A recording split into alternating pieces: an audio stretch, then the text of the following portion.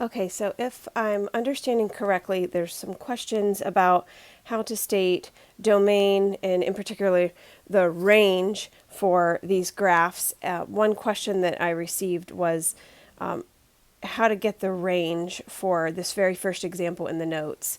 I'm going to show you also a different way that you can write the range. This is called interval notation. I'm just going to go ahead and erase this for now. I'll go ahead and erase the domain. I'm going to talk you through these two things one more time here for this graph, and we can also look at one of the homework problems, the domain and range for that as well. Okay, so as far as the domain goes, of course, these are all the x values. You want to look at your graph, ask yourself whether this graph goes to the left forever, which this actually does.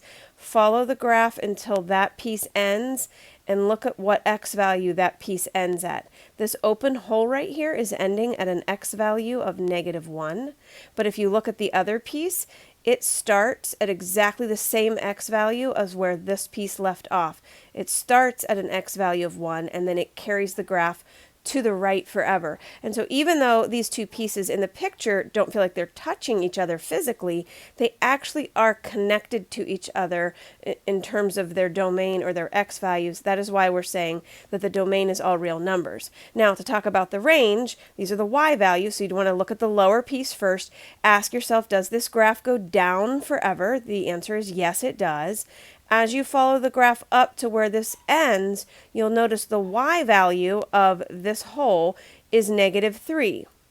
Now the next piece doesn't start at the same y value of where this piece stopped. You can see this vertical gap in between these two pieces. This one ends at a y value of -3. This one is starting at a y value of +1. So because there is a gap, when I list the range, I'm going to have to list this as two separate pieces. Now I'm going to talk you through a different way, a different way here to write the range than maybe what I had in the video. Maybe this will make more sense to you. I'm going to start with the lower piece here first. Because I'm doing the range, I'm going to put a y. For right now, I'm going to leave a small gap after the y, and over here I'm going to write the y value of the end point of this ray. That would be a -3. Now I have to choose a symbol to go in this gap. My options are either a less than symbol or a greater than symbol. I look at the ray. Imagine you are standing at the end point of this ray, right where the hole is. If you were to walk and travel from the end point towards the arrow, what's happening to the y values? Well, those y values are decreasing or they're getting less. I should choose a less than symbol. Now, I'm not going to put an equal to bar underneath this symbol because at -3 there was actually a hole there, which means we're not including the -3. I'm going to do the exact same thing for this piece. I'm going to put a y, leave a gap. I'm going to look at what the y value is of the end point. I can see that's a +1, so put that over here. And then again, I need to choose a symbol to fill in this gap. Less than or greater than. So if you picture standing on this endpoint and walking from the endpoint to the arrow, now as you climb that way, it feels like the y values are getting greater. So I'm going to choose a greater than symbol. Now in this case, because this endpoint was closed in, it actually means I'm including that y value at 1. So I want to put an equal to bar underneath there. Okay, I'm also going to, I know there was a question on problem number 2 on the homework. So I have the graph here. I kind of have, this is what your process would be. Anytime you have two pieces after the word if, that is an indication that that piece is going to look like a segment. And I will tell you, the segments are a little easier even than the rays because you use both of the x values that you're given after the word if as the two x values that you would fill into the table. And when you plot the 2 points, there's no arrow, you just simply connect the 2 points. So let's take a look at the domain and then also the range, which I think is what the question was here.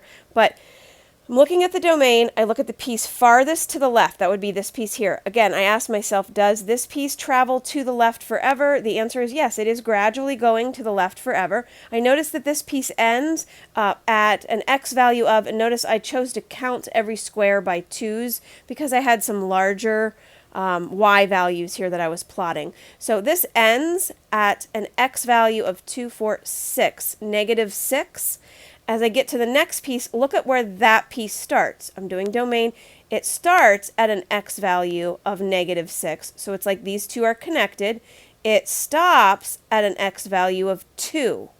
Now this piece over here, though, doesn't start until an x value of 4. So only these two pieces connect to each other. So I can combine those together. It's like I'm going to treat it like a ray, where this is the end point, and then I travel to the left, jumps down here, carries to the left forever. So I'm going to use this x value here, which if I'm counting by 2's, this x value would be a positive 2. I'm going to put an x and a 2. And then again, if I'm standing right here at 2 and I walk along the segment, and then I jump down here because this picks up with the same x value, and I keep going, this carries my x values to the left. I'm choosing a less than symbol. At x equals 2, it was closed in, so I'm putting an equal to bar. This other ray is disconnected to this ray when we look at the x value. So I have to list this as a separate domain. I'm going to start with putting an x, and then I'm going to put the x value of the endpoint of this ray, which is a positive 4. Again, picture standing here, traveling down to the arrow, what's happening to the x values. Now I know this is going down, but when we think of domain, we want to think in terms of, is it going to the left or is it going to the right? This is also slanted to the right. It is gradually getting farther and farther and farther to the right. That's why I should choose a greater than symbol. Once again, I'm not going to put an equal to bar because this point at where x was 4 is an open circle. Okay, now to the range. I start with the lowest point here, okay, and I notice this goes down forever, but it stops at a y value of negative 2, 4, 6, 8, 10, negative 12 is where that stops. Okay, now if I jump over here, I notice that this actually includes negative 12, and then it goes up to, I think this is an x value, or a y value rather, of negative 7. Okay, that's negative 7 there. Okay, so you could list these as two separate range values, I suppose, if you wanted. Maybe we'll just do that for right now. I'm just going to do the range of this piece. This is down at a y value of negative 12. So I'm going to put a y, negative 12.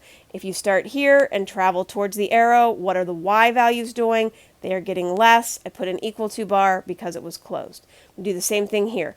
This endpoint starts, 2, 4, 6, that's supposed to be 7, kind of in the middle, negative 7. So I put a y, negative 7. This one also, y values are going down. I'm going to choose a less than.